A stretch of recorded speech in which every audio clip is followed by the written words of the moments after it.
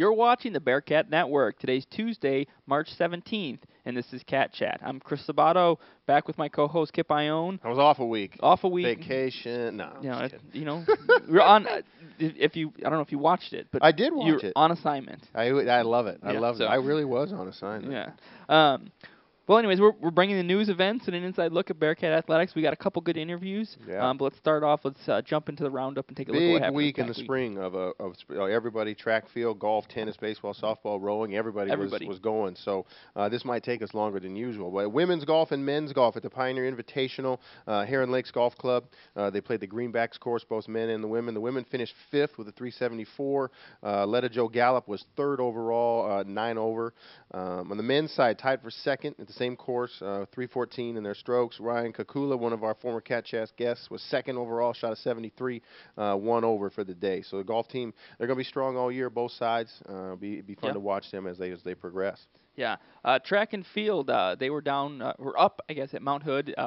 At the Mount Hood Saints Open, it was cold and wet, and but they still had there were some good performances. On the men's side, they currently have 19 athletes qualified in 32 events for conference. That's awesome. We'll kind of keep track of that as the season goes, and that means a certain time or a certain distance that you had to get just to be eligible for it. Yeah. So basically, at the conference meet, there's a qualifying time for each event or qualifying distance and a mark, if you will. And once you hit that mark, you're in. You're in. Gotcha. And so we've got, like I said, 19 men are qualified in 32 different events. Obviously, some of the throwers are qualified in 3 or 4 events. And,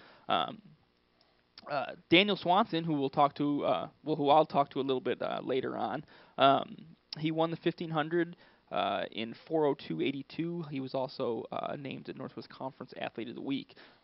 Freshman Grant Lindley, he was a top collegiate in the 400 with a 49.91, and Paris Joyce set an 800 PR with a 158.84. On to the women. Again, another great performance by the women. They now have 28 athletes qualified in 52 events. So they've. And how far away is conference?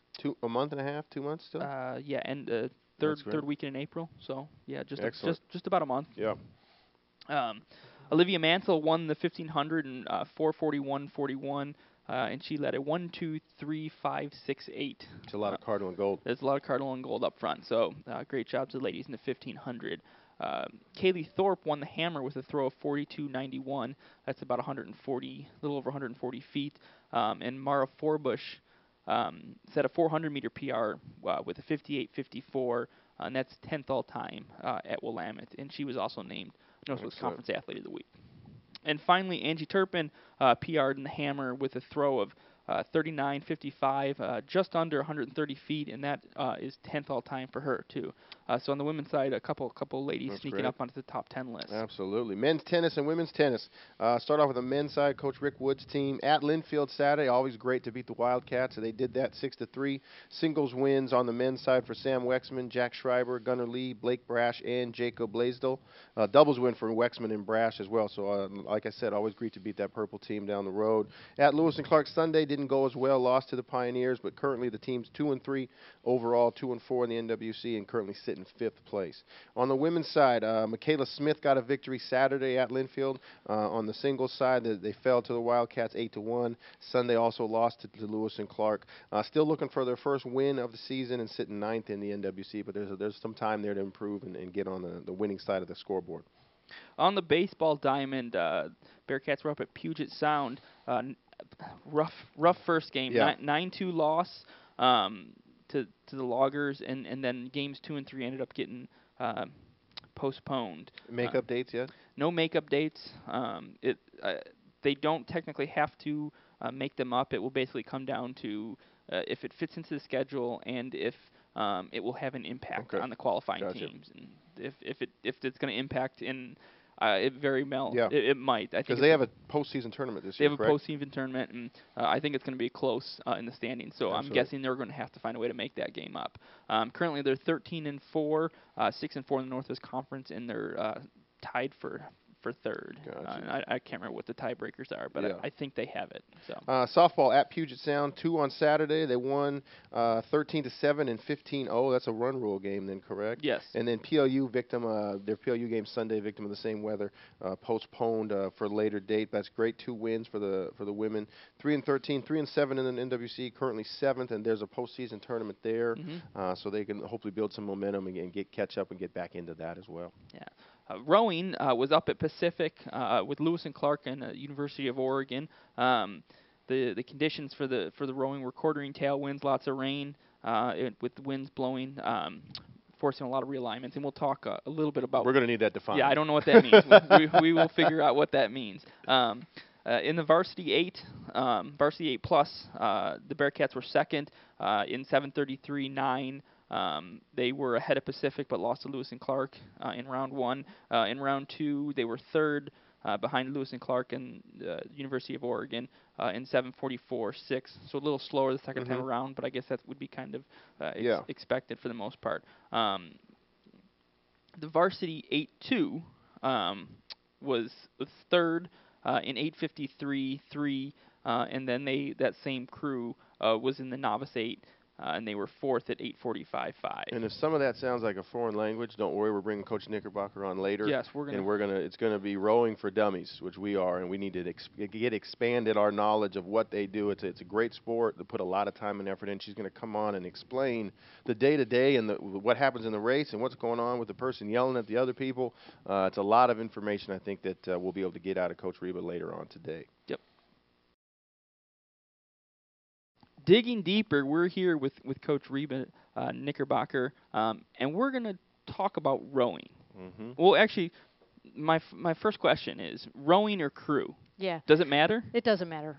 We use rowing for people that are uninitiated. If you say crew to people, especially on the West Coast, people have what? They think like work crew. Gotcha. What do you if I say I'm a crew coach, people are like, huh?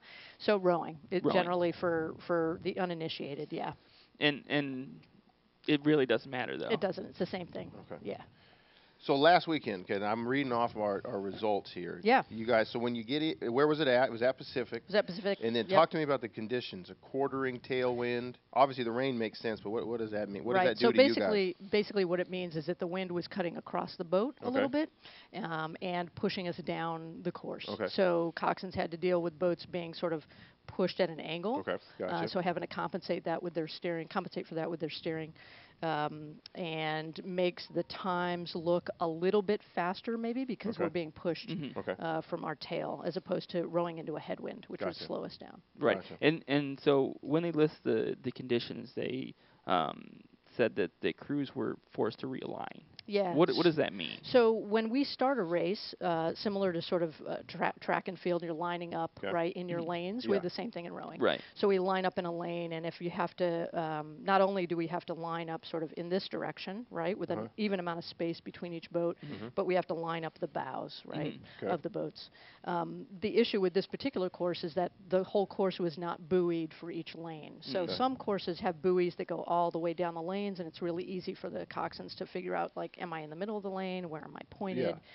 Yeah. In this course, not so much. This was the first time this regatta was run on this course. Okay. So we had outside buoy lines, so one buoy that would indicate sort of the beginning of lane 1, and then one buoy that indicated the end of lane 4. Right. Okay. And so you've got, lane 1 is lining up, lane 4 is lining up, and 2 and 3 are sort of trying to figure out. I'm going to say that this is my lane, but I don't really know for sure. And does that matter? I mean, obviously, it's the shortest distance, 2 points is a straight line. Right. But from a rule perspective, if you drift into another person's lanes, there are penalties? Yeah, there's a problem. If you drift into someone else's lane, clearly if you drift into someone else's lane and you impede their progress, that's an issue. Right. You could be either disqualified or penalized for that with time. I will tell you that one race that I was officiating, and this is what we do as coaches when we have we don't have actual officials there who are aligning and chasing the boats. We had an official at the finish line, but there were two boats that sort of started to collide and run into each other. Right. And what ended up happening was this boat stopped. This boat kept going and ended up in lane 3. This boat ended up in lane 4. Yeah. So they switched lanes. Oh my and God. so what happens is the finisher just has to know that happened because they're thinking, oh, lane 1 is this, lane 2 is this, right. and now it's different. Yeah. So, but aside from that, as long as they didn't impede each other's progress or somehow damage the boat in some way, then they just keep going. Before we get into the results, give us the makeup of the team. So, like, if you come to a basketball game, you're going to see, okay, we go 5, and 5 guys are out there. Here's the bench. What's the makeup of our crew team here at Willamette? And then when you go to a regatta, how you guys set up for those competitions? So right now we have 2 8s. We have a varsity 8 and what we're calling a 2V second varsity 8 or novice 8. Okay. Really, what they are true novices. Every single rower in that boat has never rowed before. Okay. But we are wanting to field a 1V and a 2V for NCAA rankings. Okay. So that's why we have, I think it said in the article that there was a 2V8 and a novice 8 in the same boat, basically. So same rowers, same boat. Okay. And what was your other question? And when you go in, they're going to be in the same race? Right. No. So separate races. So separate races. We have a varsity 8 race, a novice 8 race that's all novices, a 2V8 race that's all second varsity rowers. Yeah. You can put a second varsity rower in a first varsity boat. You can't put first varsity into a second varsity or in a novice. Okay. The classification for novice is very specific. It's your first year of rowing. So I could have someone, for example, who started this spring who will still be a novice in the fall, who could row in a novice 8 in the fall, but next spring she would have to be a varsity rower. So as a coach going into the regatta, you're thinking about each individual spot on your boats. Who's this spot? And you can shuffle depending on like the rules you just said. This person might. Could somebody do 2 in a day? Oh yeah, absolutely. Sometimes they're heats and finals. In this particular case, it was sort of like a round robin. So we saw a couple different crews from the first race to the second round. Okay. And I would say that you can move some people around a little bit. Similar to basketball, you have people who are in certain spots. I have a stroke seat who sets the pace of the boat. I'm not going to put her in a different spot in the boat. Gotcha. I could move some people around in the middle a little bit, but pretty much the stern end of the boat and the bow end of the boat stay the same. Okay. Gotcha. Yeah. And you have ports and starboards. Which is which? So yes, absolutely. This gets confusing for anybody who is a sailor. Okay. Because when you're sitting in a cruise shell, you're actually like, let's say this table is the cruise shell and I'm the coxswain. Okay. So this shell would be moving in that direction, right? I'm the person who sees where everybody's going. Yeah. They're facing me. Yes. So according to my point of view, port side would be coming off the left and starboards would be coming off the right. Okay. Their point of view is different. Right. Right. Yeah. If I'm a rower, it's coming off my right side. So for anybody who sails, once they think they know, oh well, this is your port. I'm like, no, we're a little different because we're turned orientation around. of Yeah, so exactly. is it based on the rowers and not the coxswain then? It's based on the boat. The boat is always port is on the right, and starboards are on the left. Okay. And now explain. I think everybody, when you say coxswain, everybody's like, okay, I see that person in the back. I see them screaming. What is their job? What is their role? What are they saying? So excellent question. So the coxswain's job is kind of threefold. 1, it's to steer. Okay. 2, it's to keep the rowers as safe as possible. And 3, it's to sort of be the tactician during the race. Okay. Sort of similar to a quarterback. Okay. This is somebody who's going to call them through the race and make moves when we've decided it is appropriate to do so. Somebody who's going to call them out on their particular technique at a particular time because they're being able to see all the oars and they can basically transfer what the rower's doing with their bodies to what's happening with the oar. So that's what they're doing in races. In practice, they're essentially running the warm-up for the practice and working with me in terms of bringing a feel to the boat to be able to tell me what the boat feels like.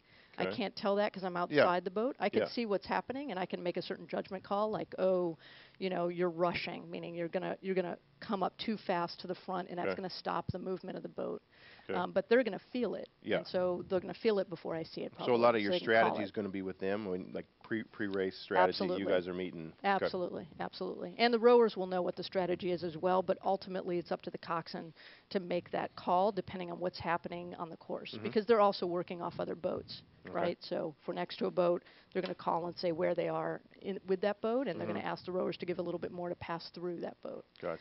Yeah. So you mentioned that the coxswain is in charge of steering. There's no rudder. There is. There is a rudder. Yeah, there's actually a what we call a skeg, which is a piece of plastic that comes straight down that helps to keep the boat running forward. And then there's a rudder attached to that just swings back and forth.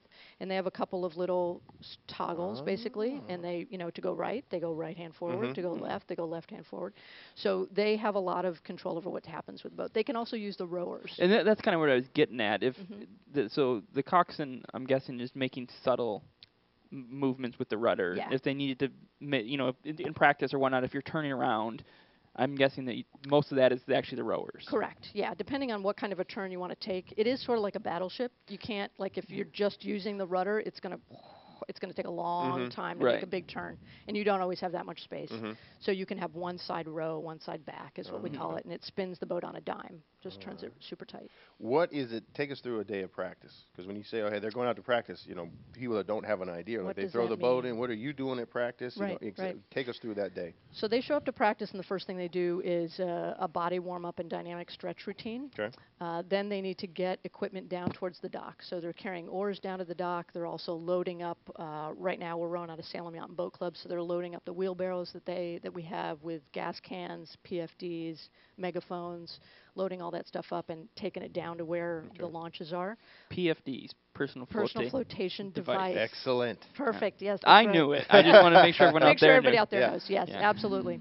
And so now you're in on the lingo. Right. Exactly. So they'll load up the launches with all of that equipment, and then they'll come back. We'll huddle up and talk a little bit about the practice and what our focus is for that day, what we want to get accomplished. Then the coxswain will tell them to get hands on the boat. They'll walk the boat down, put the boat in, put the oars in, get in, and we go. And where are you at? I'm in what we call a launch, which is basically like a small motorboat that trails next to. I've always wondered why it's called a launch. Why is it not just called a boat? A boat. Yeah, I don't know. I couldn't answer that question for you. I have always just grown up in rowing, knowing that that's the launch. It took me probably 4 or 5 years here to being around rowing to figure out that the launch was the boat. I just thought that was where you launched the boat. Yeah. Right. It was not actually the boat. Right. But okay. Right. So that puts you in a position you can follow, yeah, I can follow right behind them. I can see either side. Also for safety reasons, I have to be there in case anything happens. But pretty much what I'm doing is trailing alongside of them and coaching them from a short distance. Gotcha. What is, baseball, softball, we know, talking to Coach Swig, Coach Kelly, they're doing field prep. They're worried, they worry about the weather as well. What does that mean for you guys? Because you also have to follow it, and you have, I've heard you talk about the conditions on the river. What's ideal? What's a problem? Yeah, well, it's really interesting. Last season was my first spring here, and we had a huge snowstorm, right, in I think it was late January, something like that. So we had a lot of water, a ton of water, to a point where it was too high. We couldn't get out because sometimes you just have too much flow. You just can't. You can't row with that much flow. So this season, we've got exactly the opposite issue where we haven't had very much rain at all. And so we've got low water, which has forced us to move out of where our boathouse sits to another location, another site, which is actually exposed. So there isn't an actual building there. Our boats are outside. Everything we have is outside. We have a little shed. We keep some stuff in. But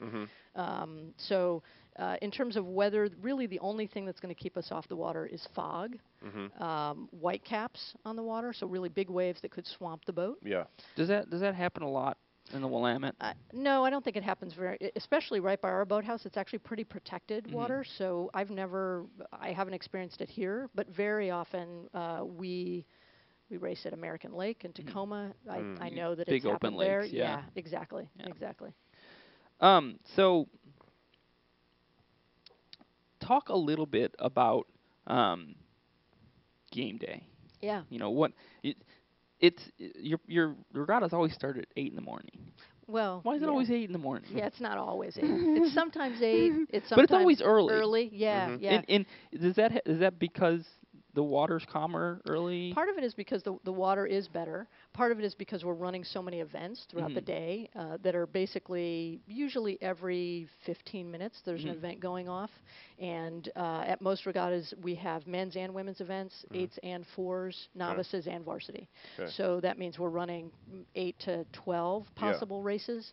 And so starting early, getting the best water you can get and not having it be like where you're out there till 4 or 5 o'clock in the afternoon. Also on some of these lakes there's a lot more boat traffic later in the afternoon as well, especially when you get later in the season. Right. And I mean, in terms of game day or regatta day, I don't think it's any different than any other athlete. You're pumped up, you're adrenalized, you're itching to get out there and go. We have a plan. We have a system where we warm up, what we're doing. We meet, make sure that I make sure that they understand what our race plan is and how we're going to approach it. We have a certain start sequence. We have to start the boat from a dead stop, and so they have to go through specific strokes to get the boat up to race speed. And then there's certain points in the course where you're making moves, like I said before, and then you have a sprint to finish it out. And then they'll come off the water, and generally it's take care of the equipment first, put the equipment down or away, and then we gather and sort of debrief. So if we're somewhere where I've been able to see the race, that's always a luxury. I'm not always able to see. Yes, really. So you're in a competition. You're not in the launch. No, that's correct. That's right. Only at practices. So at a competition, I'm not on. This particular one that we just had this last weekend, I was because we were doing some officiating. But most often, I'm not. You're on the shore. On the shore watching, and most places you can see a little bit. Vancouver is a good spot to see racing. You can see the boats coming down for like the last 1,000 meters, but there's usually a good portion of the race that I'm not able to see. And so do you, when they launch, then you just get to the finish line as fast as you can? If the finish line is able to be gotten to me, This last regatta this Saturday, you couldn't be there. I couldn't. There was no way to get down to see them finish and then be able to get back to catch them when they come to the dock. That's more important for me to be at the dock when they come back from the race, so that we can huddle up and I can sort of gauge their, you're in a game, you can see what's happening right in front of you. I have to sort of be like, how did it go? What do their faces look like? What, so they'll give you the results? We usually get the results a few minutes later. They're usually posted on a poster or something like that. They don't know what their time is. They just know if they came in first, second, third. Yeah, exactly.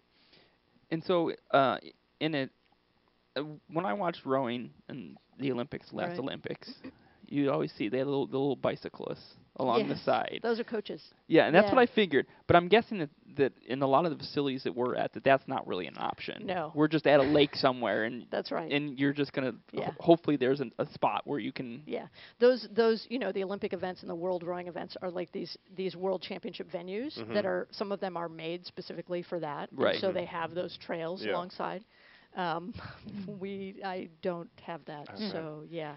So for you, when you go to evaluate, okay, what do I need to work on this week based on? Is it all on the times, all on what the coxswain tells you? How do you go about? Okay, here's what we got to do to get better. Obviously I have thousands of hours of film I can go right to. When I saw it, you're in a disadvantage because maybe you didn't even see the event at the time. So how do you do that? Well, this particular event was great because I did get to see us race, and so I was able to glean some information from that and some technical stuff that I know that we have been working on and need to continue to work on. I also was able to see the other crews and to see what they're doing and to make some sort of judgment about that and sort of where they're at. And given what I saw this last weekend, we're not too far off sort of what other crews are doing. And I think considering all of these challenges that we've had recently, we've had a really hard time getting on the water because of weather. We've had some illness on the team. So we have only really been out, I would say, for maybe 10 water practices over the last 3 weeks or so. So that knowing that, I actually am like, yeah, this is good. This is a good place to start. First race of the season is always sort of like, where are we? What does it look like? And this is good. I think moving forward, I definitely want to see us. I would say, do a little bit better off of our start. We were a little shaky in the start. We lost some water during that. And then to be able to sort of get a little bit more length through the water. You know, time through the water is good for us. We want to keep the oar in the water as long as possible because that means we're moving the boat that distance. So we could bring the stroke rate down a little bit. I think they were a little, you know, stroke rate is just how fast you're rowing. Yeah, and if they get keyed up, it gets a little too fast. There you go. Gotcha. And then they're just spinning wheels. They're not really moving the boat. Well, I know you've got to run off to the boathouse, but one last question. Sure. And try not to kill me if this is an inappropriate question, but Chris, when are we? It would not be you. when are we going to have our own regatta? Yeah. So here's the story with that. We will probably never have our own regatta here. We could host a regatta like at Vancouver or at Dexter. But the issue here is really one of having a safe and fair course. And so because of the amount of current that we have, it is not certainly not fair. It's not necessarily safe for people who have not been on the water, our water. We're on it every day, so we know sort of how to deal with it. But for new crews showing up, it would be quite challenging. And I talked to a couple coaches who have been here for our previous regattas, and essentially they made it clear that, you know, they're not coming back. We're not. You can go ahead and have a regatta, but we're not going to come because it didn't make. It was clear that one of the lanes during the regatta was always the one coming in first. They just had the least amount of current, and so it sort of doesn't make sense. But certainly hosting at a different location is definitely on board. I think Northwest Conference Championships will be hosted by us. I think in 2017. Okay. So that will definitely be happening. And so where's the closest lake or body of water that we could? I mean, we could go up to Portland, we go up to Vancouver. Is there anything south or? Dexter is south. Dexter's, you know, close to 2 hours or so, outside Eugene by about 15 miles or so. So that would probably be the next furthest. I think Hag and Vancouver are pretty close. Pretty close, yeah.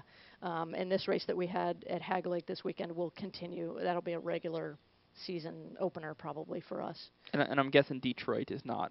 The water's probably not up there in time to. No, and I don't know what the situation there is with is it the state that runs the? Do you know what I mean? Like, I'm not sure how accessible it would be to a race or to cruise. Like these are all lakes that already have crews on them. Right. And so it's easy to sort of set something up. Right. And I would say for people who are thinking about maybe coming and watching Northwest Conference Championships in Vancouver is really a good venue. Is it a good venue? Like huge beach. You can see them, like I said, for about the last 1,000 meters, which is a good, you know, half of the 2,000 meter race course. So great. Yeah. Well, thanks for joining us, giving us a little insight into the crew and rowing for dummies, and we are definitely dummies. And you've got a couple weeks to your next. You're going down south to Chico, right? Going down south, spring training week down in Oroville, and we'll be racing against Chico State down there probably on Thursday, and then our next one up here in conference is the 11th. Super. Well, good luck. Thank you. Thanks, Coach. Thanks, guys. Yeah, absolutely. Appreciate it. See ya. We're here with Daniel Swanson, a senior from Seattle, Washington, member of the men's cross country and track and field team. We're going to talk a little bit about maybe a little cross country, more track, a little academics. Cool. Let's start off with what brought you to Willamette? What made you choose Willamette? What made me choose Willamette? I would have to say financial aid was a big factor in choosing Willamette, but probably the biggest factor was athletics. Being able to run for a Division III program where I could be competitive was important to me. Being a part of a team that also took running seriously, which I don't think you find as often in D3 programs, but you do find it at Willamette. So. And what's your major? Exercise science. Exercise science. So what are you gonna do with exercise science? Ooh, what are you gonna do next year? What do you know yet? Next year I'll be living and working in Salem, kind of taking a break from academics for a little bit. But after that, possibly pursuing a career in paramedic or EMT. Initially coming into Willamette, I thought physical therapy, but through schooling, found out that wasn't for me. So, what's the favorite class? What's your favorite class you've taken so far this year? This year, favorite class? Well, actually, not this year. At Willamette. Okay. Favorite class at Willamette. Works out because it probably is a class that I am taking this year, and that's my exercise physiology class.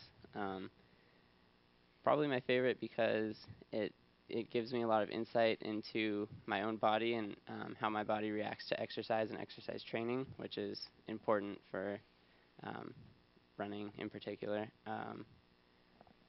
So yeah, that's probably. Okay, so let's switch gears a little bit, and let's talk a little bit of cross country. Season's over. Looking back, what was the best part about this season? It was my most competitive season so far, personally, which is great. It's good to PR and see improvement. Team-wise, it was awesome because we had a large freshman class come in, so I feel like I'm going to be leaving the program in good hands. There's a lot of talented guys coming up. And just, I guess, the team as a whole really came together and competed well during cross country, so that was fun to see. And you had a pretty successful year. Yeah. You were conference champions. We were, yeah. Right? Third year. Okay, so third year in a row, conference champions. How do you carry that in, the success from cross country, into track season? Well, it's definitely a confidence boost coming in with that. Although at the same time, we try not to let it go to our heads because, nothing is given. You always have to put in your best effort on any given day and hope that that effort is enough to win. So it definitely gives us confidence, but we're not going to be overconfident. And so we're two meets into the track season. First meet was really nice weather. Mm-hmm. Second meet, not so much. Mm-mm. How much does weather play a part in? You're a middle distance guy, so 8:15, maybe some 5s. Yeah, no, probably not. No, just 8:15s. Yeah. Okay. So how does the weather impact how you train and how you compete? Well, being in Oregon, weather is invariable. It's just going to happen. So when it rains at a meet or something, it's something that we're used to. It's something that we train in, and you try not to let it get to your head because there's nothing you can do about the weather.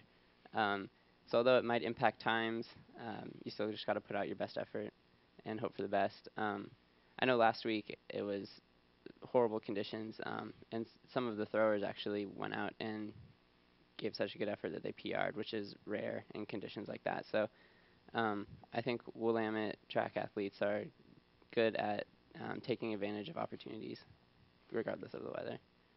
And like we said, the weather this past weekend was not fantastic, but it didn't stop you. You won the 1500 in a not super competitive field, but a big field. Mm-hmm. There was a lot of almost 50 runners total.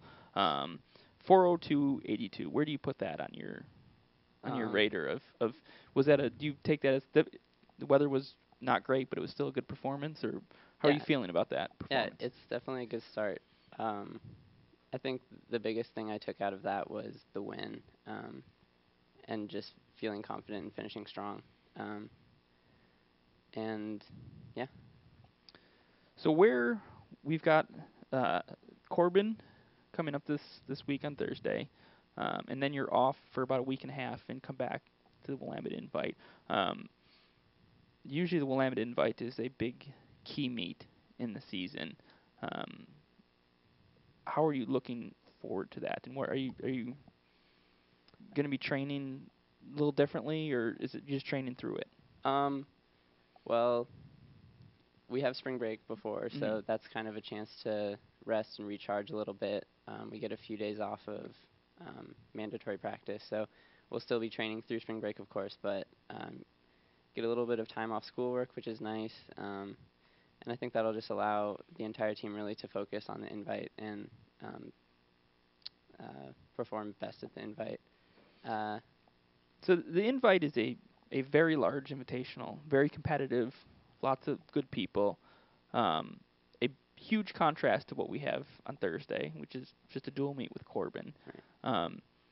and you look at some of the historical results of both meets, and you get PRs and big performances out of both meets. Depends on the athlete. Which is your would you rather a small field or the big stage of the invite? For me, definitely the big stage. I like getting into a big race with a lot of competition and getting pulled to a good time, as opposed to having to go out and expend all that extra mental energy and pushing at the front of the pack or something like that. So I would definitely prefer a meet like the Willamette Invite. What's your goal for this season? What are you trying to accomplish? Honestly, I just want to be competitive in any race that I run, and I think things like times and qualifying for other bigger meets will come with being competitive. So other than that, just have fun with my last season of track, or last season of running, I guess. Just not take anything for granted. Super. Well, we appreciate you joining us, and congratulations on your win and your Northwest Conference Athlete of the Week. Awesome. Thank you. Yep. All right, looking ahead for the week that is coming up on spring break on campus, so people will be jumping around and getting off to all their fun destinations. Spring sports still have work to do. Women's tennis, so I host Schreiner University Wednesday at 1 o'clock here, and then Sunday at 11 a.m. they're at Occidental down in California. Men's tennis also has Schreiner here on Wednesday. And that's actually, they're both playing Schreiner, and they're both playing Schreiner at the same time. Oh, wow. And what's actually gonna happen is Shriner's here on spring break, and we're going to try and work around our class schedule. So you could go out there at any time, and it could be men or women. Okay, gotcha. It's just whatever matches they can fit in the time they will. So that would be a good time to catch both men's and women's teams out there. The men follow up Friday with the University of the Ozarks. Then they're down in California at Occidental on Sunday at 9:30, and at Bayola in La Mirada, California, Monday at 2 p.m. Men's and women's track and field. The Corbin Duel is Thursday, 3:30 over there. Right over here. Yep. Oh, okay. Yep, right here. And then baseball doubleheader with Lewis and Clark Saturday at 12, and then a single game Sunday with the Pioneers here at 12. Men's golf is at the West Cup Champions Course at Tequette Canyon in Beaumont, California. So a lot of the spring teams heading south. I don't blame them. Should be sunny, although we've had decent weather here. Yeah. But a lot still on track, even though a lot of us are heading off to spring break. Yeah, it was nasty Saturday and Sunday, but it's gorgeous again. Yeah. So let's wrap things up. We had a couple great interviews with head coach Reba Knickerbocker and talk with Daniel Swanson from the cross country and track team. We don't have much going on at home this weekend to be streamed, but baseball will be streamed. So if you want to watch the baseball game live, bit.ly/Bearcat Network, and remember to check us out on social media, Facebook and Twitter and Instagram, bit.ly/WooSocial. And that's all we have for this week, and until next time. Absolutely. Have a Go good one. Bearcats.